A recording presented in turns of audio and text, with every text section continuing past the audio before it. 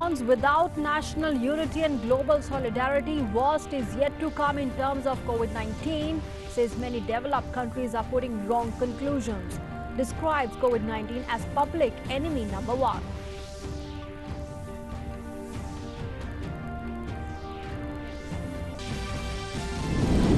The lockdown relaxation begins in parts of the country as per guidelines of the Home Affairs Ministry. A number of activities begin in the green zones. However, no relaxation in many other states, including the national capital, Delhi. The Home Affairs Ministry advises states and union territories to not exceed guidelines issued for the lockdown exemptions.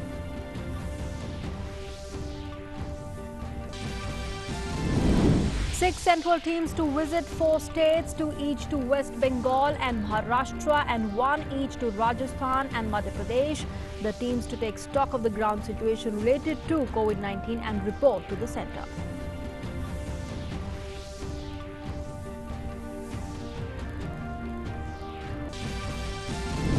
Prime Minister Modi holds a telephonic conversation with the Maldivian President Ibrahim Mohammed Solih. The two leaders apprise each other of current state of COVID-19 in the respective countries. The Afghan President Ashraf Ghani thanks Prime Minister Modi for India's help in the fight against COVID-19.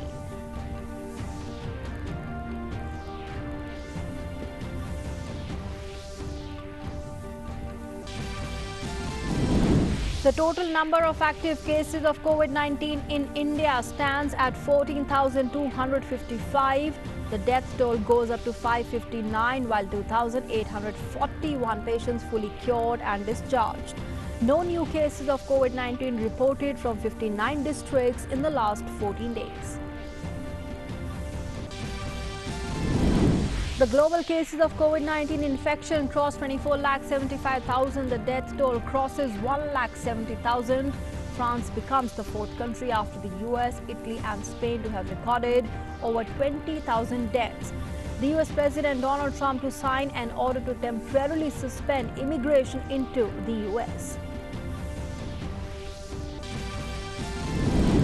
Ending a year of political deadlock, the Israeli Prime Minister Benjamin Netanyahu and his centrist election rival Benny Gantz signed an agreement to form an emergency coalition government. The unity deal inked following elections in April and September 2019 and on 2nd March this year, in which neither had won a governing majority in parliament.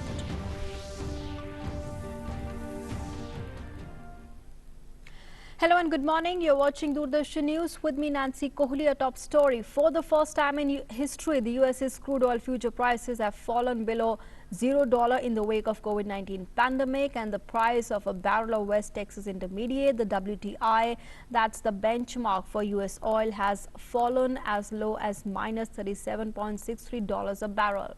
However, the crude oil prices have rebounded back this morning after plunging into the negative territory, staying above $0 per barrel.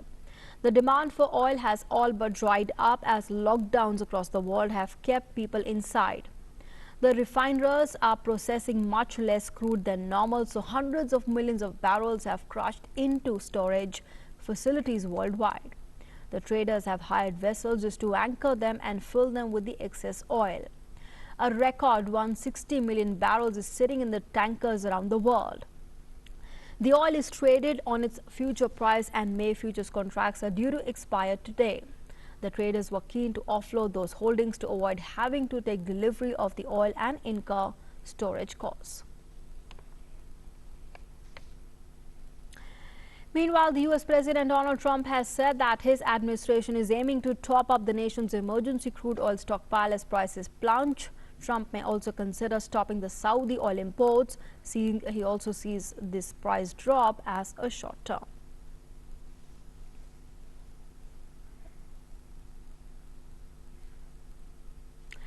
And yes, for the first time in history, the US's crude oil prices have fallen below $0 in the wake of COVID-19 pandemic. And let's now listen in to more updates on this from a US's special correspondent, Jagruti Dave. Futures prices of West Texas Intermediate for the month of May fell to around minus $37 per barrel, its lowest level ever. This meant that companies had to pay to sell their oil. Now, economies around the world have been shutting down to try and curb the spread of the coronavirus. And this is one of the reasons why demand for oil has plummeted, which has thrown the industry into turmoil. Now, in the US, there are concerns that suppliers don't have enough space to store all the unused oil.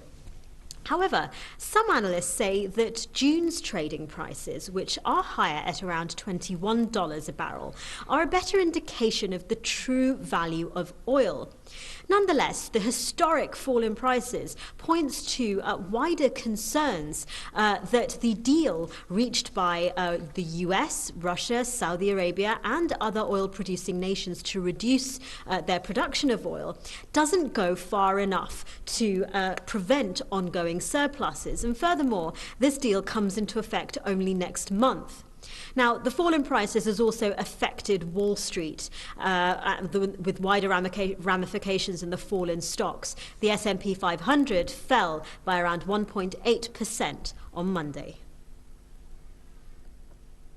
And for more perspective now, PTI's US's correspondent, Mr. Lalit Jha, is joining us this morning on Doordarshan News. Thank you very much, Mr. Jha, for joining us here on Doordarshan News this morning. So first of all, we would like to understand from you, what are you attributing this drop, the oil prices dropping in the negative territory to? As this corona pandemic has hit the United States really hard, 95% of its 330 million population are currently under stay-in-home order. It means they're inside home, they can't drive. And US is one of the major consumers of gas, of oil. As such, there's no utility of those. So the gas stations no one is visiting those gas stations to fill up the gas tanks, right? So there's no, the drop, there's seasonal, it has almost come to zero, the use of gas in the US. So this is one of the main reasons why there are no takers for the gas. The oil tankers are sitting on the docks there. So that's why one of the reasons the prices for oil came down today. All right, Mr. Jha, would you also say that this is one of the latest signs that the world economy is collapsing? It is reflecting uncertainty. There's unprecedented stress on the oil sector and the oil business. Yeah, in one way, but as the lockdown, people start moving out of the home, situation improves. Okay. I hope so in few weeks or a month. By last week or June, people will start moving out, and the US, the nature of US society is that people have to drive to even for grocery and other things to work. So there will be gradually increased consumption of gas in the country. Okay. And as far as the energy consumption concerned, the prices will go up, but not as high as it has gone in the past. President Trump today said that it might go to around 25 to 28 barrels per barrel in the next few weeks. So you're not predicting the prices to fall any further, Mr. Jha? So I can't predict, because I am I can't say anything what happens tomorrow. Okay. But as soon as the lockdown is lifted out, people start coming out of the home, they go to grocery, they go to work, they will use their cars, right? In the US, you can't move without those. Except for big cities, there's no public transportation system. It's a basic necessity of every citizen over here. So once they start moving out of the homes, they will be using gas. Okay.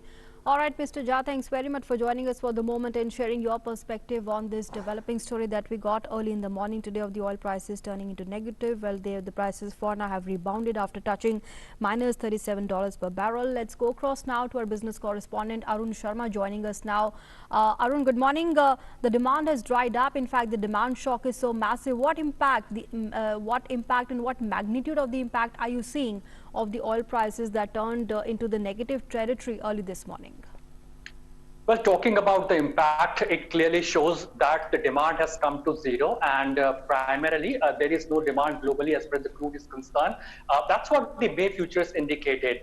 Just to simplify for our viewers that what exactly the negative price on the May futures primarily means. Now let's try to understand. Now, primarily, crude is a commodity in which any trader can trade and invest. So primarily what has happened over here that when you trade in crude, you have to also take the delivery. Just let me give you one example. Suppose, Nancy, you are an ice cream owner, and if in case you're running a restaurant, and of course every day a truck comes to your shop and drops 100 boxes of ice cream. So till now, till there was no COVID cases, your shop was running very smoothly. Customers were coming and they were eating ice cream. But after the COVID, there are no customers turning up. But then the truck is also coming on a daily basis, but it is dropping ice creams on a daily basis. So now technically you don't have any storage capacity left with you to store more ice creams. But yes, the ice creams are coming to you on a daily basis. So in that case, what you do, you talk to your neighbor or your friend and ask him to buy some of the ice creams, and you will pay Sure. on behalf of your the seller. So that's something which is very much interesting, and that is what it is happening. There are no capacities as of now left to store the crude oil prices, because if you're trading in crude, you have to take the delivery as well. You have to take physical delivery of the crude as well, and there are no primarily capacities left because all the capacities are full as far as stocking is concerned, and there is no demand left as of as far as the crude prices are concerned. Our cars are halted for last 1.5 months. Industries and manufacturing units are not working globally. So that means crude demand is coming to zero as of now. But will this crude oil prices will be in negative territory going forward in June and July contract? Well, let me tell you that, Nancy, that it is the coronavirus that will decide the prices of the crude prices now. It is not the OPEC members, OPEC plus members, or the big developing countries that will decide the crude prices now. It is the COVID-19. If in case the COVID is controlled, crude prices will start increasing. The prices will start to shoot up. But if in case the COVID is not controlled globally, yes, we can expect another month of negative territory in June and July as well going forward over here. Okay. All right, Arun, request you to please continue being with us. For the moment, Mr. Narendra Taneja is the energy expert, also joining us live this morning. Thank you very much, Mr. Taneja, for joining us here on Doordarshan News.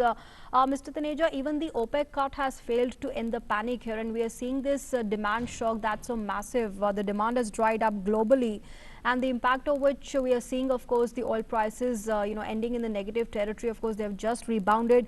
What, in your assessment, Mr. Taneja, what is the impact that you are seeing of this development in the near future and in the quarter up ahead? Well, I mean, whatever we have seen the last 24 hours is unprecedented and in a way insane, because this is absolutely against every fundamental of market, and especially when it comes to oil and gas market. Yes, you refer to the OPEC plus decision, but that will come into force only from next month.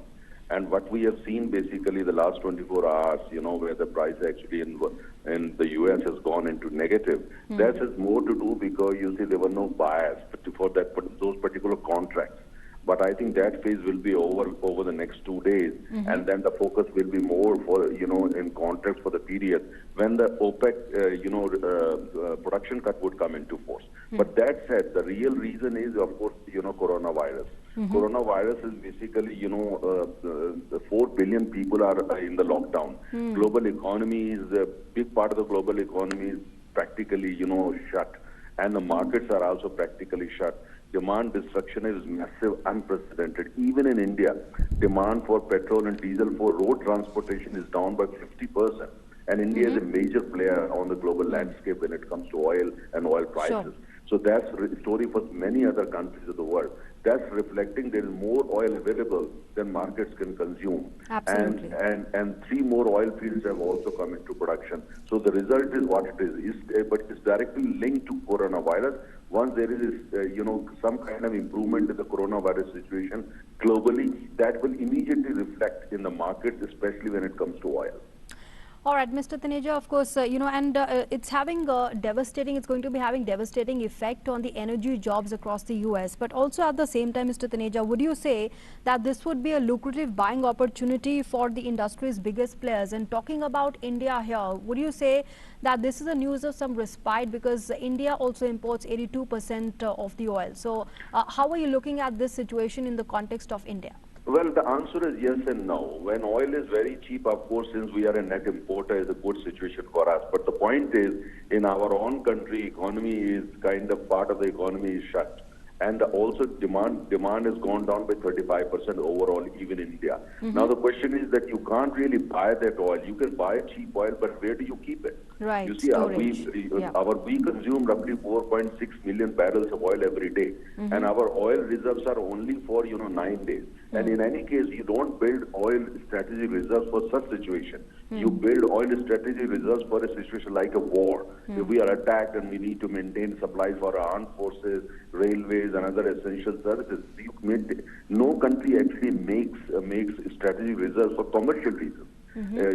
So therefore, our biggest worry today is that if things go in this direction and oil prices fall further, and the economies of the Gulf countries, they get into some kind of severe situation, and where 8 million Indians work. There are 8 million Indian workers in the Gulf countries like, Kuwait, like Saudi Arabia, like UAE and all that. So our biggest worry is that if their economies are adversely impacted, and the people, Indians working there, they start losing jobs, and they start returning to India, that would be a very, negative situation for us. So our worry is, ultra low oil prices are as bad for Indian economy as ultra high prices. Okay. All right, Mr. Taneja, thanks very much for joining us for the moment and sharing your perspective here on Doordarshan News. Thanks very much. Let's go back to our business correspondent, Arun Sharma, who is also on the standby with us. Arun, let's talk about the impact of this on the energy jobs across the U.S. This could really mean a devastating effect on the energy jobs across the U.S. and even the oil companies. They're going in bankrupt if this continues. That's right, Nancy. We know this fact. There is various economies like OPEC countries, OPEC plus countries are the countries which are completely dependent on the energy and primarily the crude. Their economy survives on the crude prices only, because the higher the crude prices, the economy does well. And yes, there are always two sides of a coin. So if in case the oil prices or the crude prices are going down, yes, the impact is that there will be a cascading impact on the economy whereby job losses will be seen as far as the energy sector is concerned. But yes, OPEC has earlier said that it will be cutting its production by 10 million barrel per day, and this will come into effect from 1st of May. So this might, if the production cut happens, that means demand supply equation can be matched, and therefore some kind of respite can be seen in the June contract. That means till now we were playing for the May contract, and for the June contract some kind of respite can be seen because the production cut announced by the OPEC members comes into effect from 1st of May. Now the OPEC members are also likely to announce further production cut. So if in case further production cut happens, looking at the crude prices in the negative territory, it is also expected prices might improve further. And if you look at the contract of June and July as of now, these contracts are trading at around $20 to $25 per barrel. So this is something which indicates that globally, the traders, the investors are speculating as of now that by June, situation as far as the coronavirus can improve, and that's the reason the price is quoting at around $25 per barrel as far as the June month contract is concerned. So as of now, people are booking in the June at around $20 to $25 to buy more crude. So this is an expectation. As I said earlier, Nancy, that now it is the coronavirus that will decide the timeline, that will decide the crude prices going forward. It is not the OPEC members who will decide now, because if in case the coronavirus cases improves globally, then only demand can pick up and production capacities can be increased going forward, benefiting the economies. But yes, it's a win-win situation for a country like India. We know this fact that reserve capacity for crude is approximately 8 to 9 days when we're working in normal days. But as of now, when demand has come to standstill, our car industry, manufacturing units all have shut down completely for last 1.5 months. That means there is demand shut down. So now, just to simplify for our viewers, Nancy, it is very much important for us to understand that will we get petrol prices respite? Will there be a cut as far as petrol and diesel prices are concerned? So the answer is not much of it can be expected as far as the price relief is concerned on petrol and diesel, because let's try to understand this fact. Yes, these are the all-time low prices of the crude. I mean, in the negative territory, the crude is there. But as of now, India has completely filled its capacity as far as the the crude is concerned. So now government is also imposing the excise duty and the VAT and other charges, other taxes on the petrol and diesel prices. We know this fact that government coffers are already in pressure because government has announced a lot of social measure schemes to provide benefit to poor people. And as far as the Antyodaya person is concerned, that means person who's standing last queue, government is taking a lot of initiatives as far as the cash transfer is concerned, providing food to people, subsidy to people. So government is taking a lot of steps, and that's the reason why the government coffers are already under pressure. So now government will not take any chance to cut the excise and VAT on the petrol and diesel prices, which might create pressure on the government coffers. So in that context, excise duty might be at the status quo at this level, or in case government, in order to garner more revenue, can increase the excise and VAT going forward. So in that case, the petrol prices will remain at the what rate it is as of now. But yes, actually there is no demand also in our country as of now. We have seen a massive demand shortfall in last 1.5 months because of the lockdown. So if in case the lockdown opens from 3rd of May gradually also, and if in case the demand starts to pick up globally, in that case only we can see some kind of respite and some kind of benefits to a country like India, and specifically the aviation sector going forward, which is struggling. But yes, as of now, we can only watch these prices on our mobile and television screens, and we can be happy about it, but actual benefit is not coming to us as of now. Right, okay. All right, Arun, thanks very much for joining us and sharing all those inputs and that perspective. Thanks very much. We'll, of course, keep a track of all the developments on that front. Meanwhile, moving on now, the World Health Organization's chief has said that partisan politics and lack of global solidarity are helping to fuel the COVID-19 pandemic. He said that some countries are drawing wrong conclusions at this time, and he's also urged countries to work together as COVID-19 continues to spread throughout the world. There is nothing hidden from the US. Many countries are very developed, putting the wrong conclusions because they didn't know it and got into trouble. And we warned even developed countries saying this virus will even surprise developed countries. It did. We said that. It will surprise even wealthy nations. We said it, it's on record. Let's stop additional surprises. And the WHO chief has also said that coronavirus is our enemy number one, and we need to step up our measures keeping this in mind. And that's why we have been urging countries, please, this virus is dangerous. This virus is public enemy number one. This virus is new and which has a behavior of serious contagion like flu. It's very contagious like flu, and at the same time it's very killer like SARS and MERS. It has a very dangerous combination, and this is happening in 100 years for the first time again, like the 1918 flu that killed up to 100 million people. And news now from back home. Partial relaxation of lockdown restrictions has started in some parts of the country while adhering to the guidelines of the Home Affairs Ministry. The Maharashtra government has given limited permission for economic activities in the state's green zone. All the COVID-19 safety instructions have to be strictly followed during these activities. Cargo services have also started on national highways from Monday, and toll tax is also being collected from them. The toll tax collection was also done on the cargo service in Mumbai, Nagpur, Chennai and Moradabad.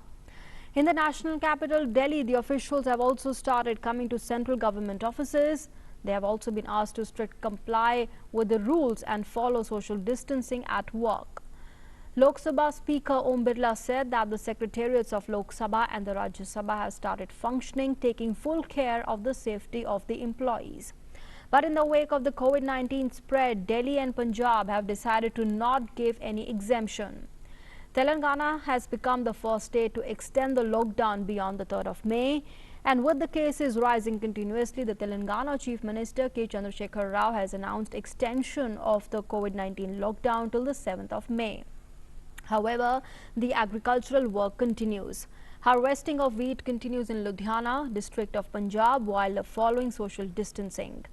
Manrega workers are also working across the country and strictly following the rules of social distancing.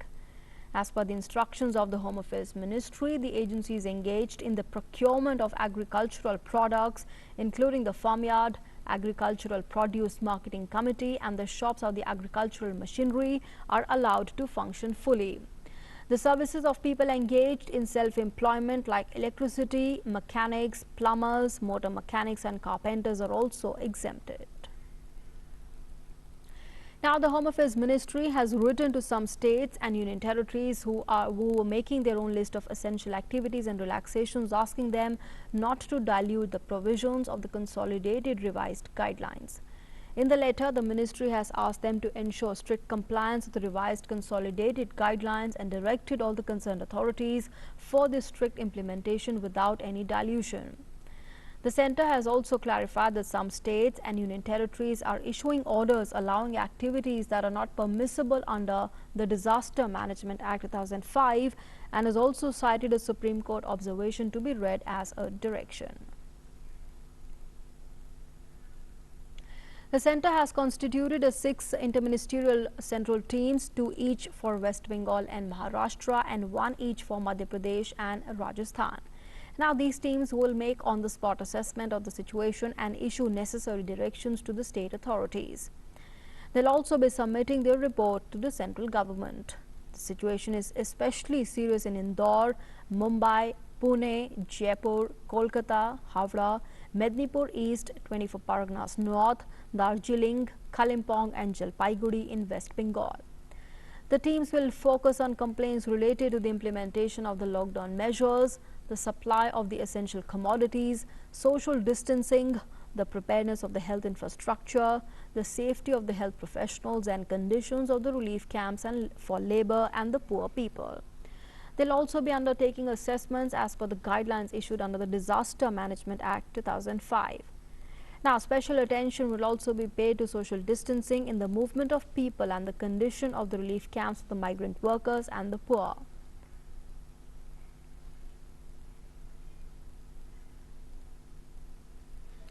Prime Minister Modi had a telephonic conversation with Ibrahim Mohammed Solih, the President of the Maldives. The leaders updated each other about the current state of COVID-19 infections in their respective countries. They expressed satisfaction that the coordination modalities agreed between SAARC countries were being implemented actively. Prime Minister Modi was happy to hear that the Indian medical team deployed earlier to the Maldives and the essential medicines gifted by India had contributed towards controlling the spread of the infection in the islands. Appreciating the special challenges that the pandemic poses for a tourism-dependent economy like the Maldives, Prime Minister Modi assured the Maldivian president of continued Indian support for minimizing the health and economic impact of COVID-19. Both the leaders agreed that their officials would remain in touch on the issues arising out of the present health crisis as well as other aspects of bilateral cooperation.